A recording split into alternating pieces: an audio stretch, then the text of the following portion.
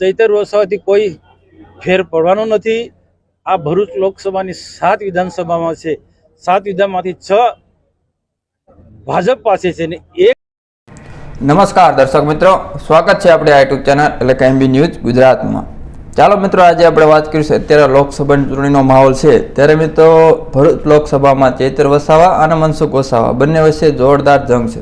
ચૂંટણી તો હરેક 26 બેઠક ઉપર લડવાની છે ત્યારે સમગ્ર મીડિયા જગતનો અને સમગ્ર એક ચર્ચાનો વિષય જો કોઈ બેઠક બની હોય તો એ ભરૂચ લોકસભા છે।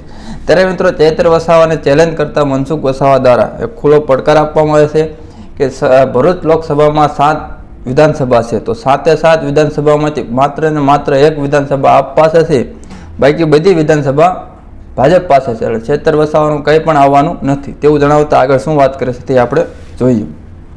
ચૈતર વસાવાથી કોઈ ફેર પડવાનો નથી।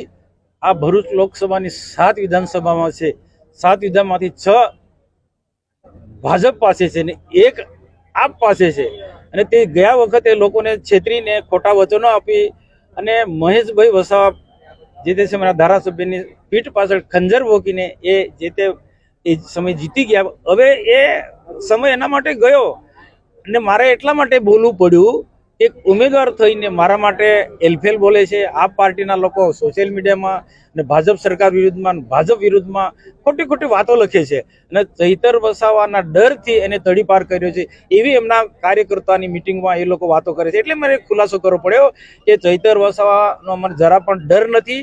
અમારી બૂથ લેવલ છે અમે ખૂબ મજબૂત છે અને સરકારના કરેલા કામોના આધારે અમારા કાર્યકર્તા મત માંગી રહ્યા છે અને ચૈતર વસાવાનું તો મિત્રો વિડીયો જોયો ને આ હતા મનસુખ વસાવા। તો ખરેખર મનસુખ વસાવા અને ચૈતર વસાવા બંને વચ્ચે અત્યારે જોરદાર મુકાબલો અને જોરદાર જંગ થવા જઈ રહી છે। ત્યારે મિત્રો મનસુખ વસાવા દ્વારા એવું કહેવામાં આવે છે 16 ભરૂચ લોકસભામાં 7 વિધાનસભા છે, એમાં 7 વિધાનસભામાંથી માત્ર ને માત્ર એક વિધાનસભા ચૈતર પાસે છે, બાકી 6 વિધાનસભા ભાજપ પાસે છે।